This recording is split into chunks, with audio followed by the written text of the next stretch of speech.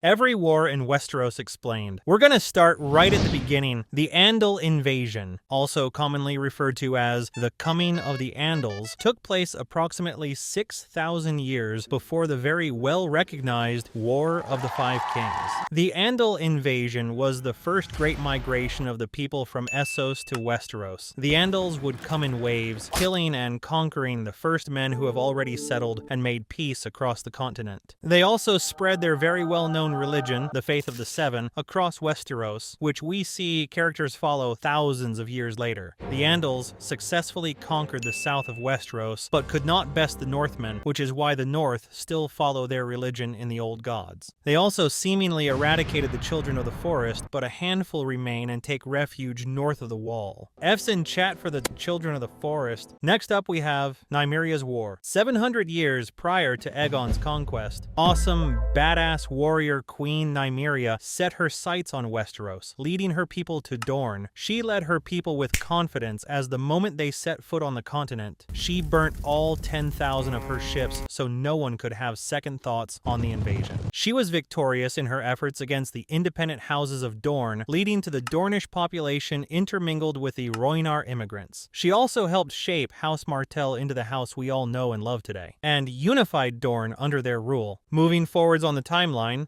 Aegon's conquest. I love this continent. Nothing could ever go wrong, is probably exactly what the people of Westeros said before Aegon decided to take everything over with support of 3 fully grown dragons. Aegon and his sister wives, yes, I said sister wives, we all know how the Targaryens roll, the 3 of them set out to unify the continent of Westeros under the assumption that the world would end similarly to the doom of Valyria unless a Targaryen ruled and united the 7 kingdoms. Many Westerosi settlements bent the knee to Aegon, with the resisting houses being burned to the ground by his dragons, unless you were Dornish and just scurried off into the desert. Aegon used the fire from his dragon to craft the Iron Throne that the Targaryens would rule from for over 200 years. Basically, this guy was just OP AF. Moving forwards a few years, we have the First and Second Dornish Wars. The Dornish were almost immune to the Targaryen tactics. They used their brains to outsmart the Targaryen forces, often tarnishing their supply lines.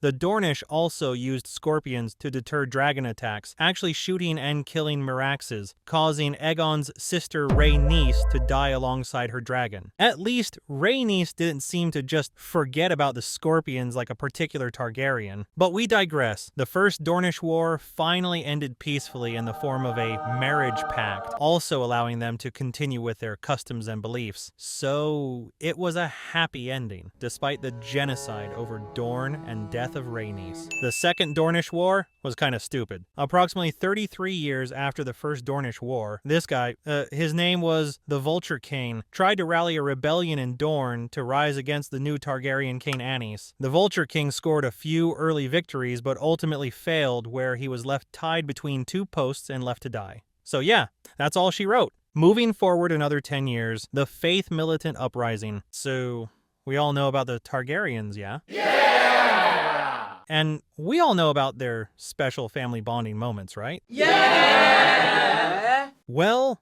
the military order of the Faith of the Seven saw that as a big no-no. The Faith Militant was at first under the impression that incestuous Targaryen relationships would stop after Aegon I's rule, but when King Aenys declared his son and daughter to wed, the High Septon led the denunciation of the Targaryens and caused a revolt against the ruling family. King Aenys proved to be an utter weakling in the face of the revolt and was completely overwhelmed as the Faith Militant attacked lords that still supported him across the 7 kingdoms. Aenys would soon flee King's Landing, and although some people say he was poisoned, it is commonly said he died of stress. The now dead king's half-brother Maegor struck back maliciously at the Faith Militant and secured his place on the Iron Throne. Many battles were fought as the uprising dragged on for years, lasting throughout all of Maegor's reign, only coming to an end after his death and during King Jaehaerys' rule, striking a deal of defending the faith and many bribes. Moving on forward, we get to the 3rd and 4th Dornish Wars. Remember that Vulture King guy from before? Well, someone else by the same name started another uprising in Dorne. Only this time, the Vulture King could not rally the people of Dorne to his cause,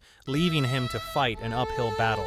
But he was assisted by Sir Boris Baratheon after becoming bitter due to losing his position as heir to Storm's End after his brother Rhaegar Baratheon had a son. This war was kind of dumb. This guy was mad at that guy, and those guys killed them guys. Best to leave this one like an ice cube on the floor and kick it under the fridge. But wait a minute. We can't forget about the 4th Dornish War, can we? This one actually involved the Martells, and we love the Martells. Morian Martell planned to invade the Seven Kingdoms after the Iron Throne's assault in the Red Mountains. That's the location the 3rd Dornish War took place. Morian Martell sailed his fleet of spearmen to Cape Wrath, but a little birdie in the form of a spy told the king, leading to the Dornish fleet to be destroyed completely by dragonfire, and hopefully putting a halt to any other Dornish wars that could happen in the future. Because come on, we don't need any more of these things. Now finally leaving the Dornish wars behind, the war for the stepstones. The stepstones are often known as just worthless rocky islands, but the passage of sea they are home to is considered quite valuable. The stepstones were ultimately taken over by the Triarchy, a pirate-like alliance between the free cities in Essos, led by a man named Kragus Drahar, or better known as the Crab Feeder, had weakened trade routes which relied on the narrow sea which crippled the sea trade of the Seven Kingdoms. Corlys Velaryon urged for the crown's support, but was rejected by King Viserys due to the fear of being unprepared to battle with the likes of the free cities. Corlys then took it upon himself to deal with the Triarchy, inviting Prince Daemon Targaryen and his dragon Caraxes to join them in outsmarting and destroying the pirates and taking control of the stepstones. Daemon uses Caraxes to burn through the Triarchy men, ultimately causing a distraction so the Valyrian forces could storm the beach of Bloodstone unnoticed, completely wiping out the Triarchy. Daemon then follows the retreating Crab Feeder into a cave where he is next seen victorious, emerging from the cave as the King of the Narrow Sea. 10 years after the initial victory, the war for the Stepstones reignited as a giant Tiroshi general took back the Stepstones, forcing the Valyrian forces to retake the Rocky Islands, but leaving Lord Corlys Velaryon critically wounded. Moving forwards, we find ourselves at the Dance of the Dragons. The Dance of the Dragons is a royal war of succession between the two Targaryen factions, the Blacks and the Greens. The Blacks and Greens would crown their respective ruler and mobilize their forces for war. It is the first full-scale civil war in the history of the Seven Kingdoms. It's basically a big family debacle which ends in...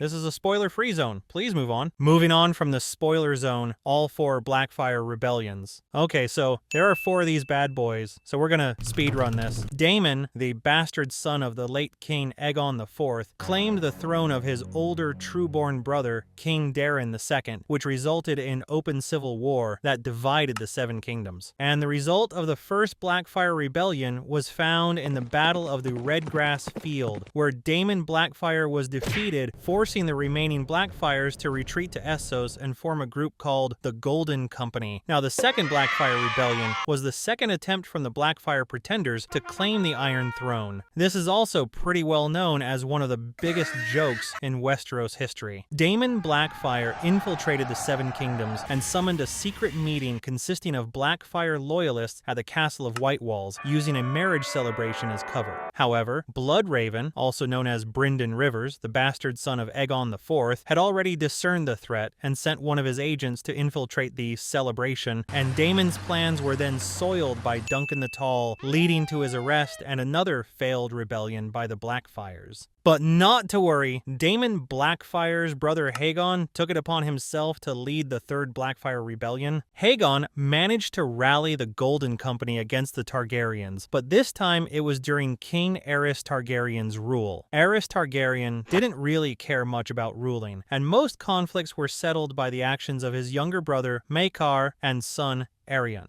Aegon ended up slain, and after a second duel between half-brothers Aegor and Brynden Rivers, Brynden, the Blood Raven, emerged victorious, and Aegor was sent to the Wall, but the ship he was on was taken and he was freed, returning to the Golden Company in Essos, where the Blackfires continued plotting yet another rebellion, and they absolutely did it again. The fourth Blackfire rebellion was just kinda dumb. The Blackfires marched upon Westeros with the force of the Golden Company and took few small victories upon their mission to the top. The thought process was that their victories would force other Westerosi lords to rally behind them, but in reality they were all pointing and laughing at the Blackfires for holding tattered old banners of a failed usurper who had died 40 years ago. Finally, moving on from them, rapscallion Blackfires, the War of the Ninepenny Kings. This is the last time we talk about any Blackfires in this video. Pinky promise. The War of the Ninepenny Kings was really just another Blackfire rebellion in disguise. Meleys the Monstrous, a man with two heads, was the last of the Blackfire pretenders who had won the command of the Golden Company. And as Daemon I's last descendant, it was all up to him to finally win a Blackfire rebellion. The Band of Nine, also referred to as the Ninepenny Kings, began their invasion by taking control of the stepstones. King Jaehaerys Targaryen was made to deal with this war the second he took his position as king, leaving his army to be led by his hand, Lord Ormond Baratheon, where Lord Ormond actually dies quite early on in the war. You'll be forever missed, Ormond. Moving on, the Ninepenny forces seemed to actually break through into Westeros. With the monstrous Meleys Blackfire in control, nothing seemed to stop them, until a man by the name Barristan Selmy. I know all you Game of Thrones fans are pointing at your screens right now. Barristan Selmy cut his way through the Golden Company and put an end to Meleys the Monstrous, ending the war and leading to him joining the King's Guard. In the same year, we also had the Reyne-Tarbeck revolt. Tytos Lannister was a gentle lord whose only desire was to be loved. Many saw this as a weakness and would often take advantage of Tytos, and over time, the lesser houses in the Westerlands began to realize the Lannisters were no longer to be feared. Tytos' eldest three sons left to fight in the War of the Ninepenny Kings, and upon returning home, they were met with a shift of power, with the Lannisters ultimately becoming a joke of a great house due to their father's actions. Tytos loaned large sums of gold to the likes of House Reyne and House Tarbeck and never saw the debt repaid. His son, Tywin Lannister, took it upon himself to collect those debts and bring power back to the Lannister family, completely obliterating both House Reyne and House Tarbeck. Tywin's brutal manner of dealing with the revolt had made him respected and feared throughout the Seven Kingdoms. He was also immortalized with the song, The Rains of Castamere. Now moving forwards, we get to Robert's Rebellion. After almost 300 years of the Targaryens' rule, it was during Aerys, the Mad King Targaryen's reign, that the realm suffered the most. Eddard Stark, Jon Arryn, and Robert Baratheon took it upon themselves to overthrow the Targaryens and put an end to their rule. This all started when, at the end of a tournament won by Rhaegar Targaryen, he decided not to crown his own wife, Elia Martell, as the Queen of Love and Beauty, and instead crowned Lyanna Stark, Robert's main piece. Rhaegar and Lyanna ran away together and went into hiding. Some say it was mutual, some say it was kidnapping. The Mad King then took things into his own hands when the Starks came knocking, killing both Brandon and Rickard Stark in the most dishonorable way possible. King Aerys then ordered Jon Arryn to bring him both the heads of Eddard Stark and Robert Baratheon. Jon Arryn refused and instead joined the Stark and Baratheon forces in their rebellion against the crown. This war was long and is best to be broken down into steps. First, there was the taking of Gulltown. Second was the battles at Summerhall.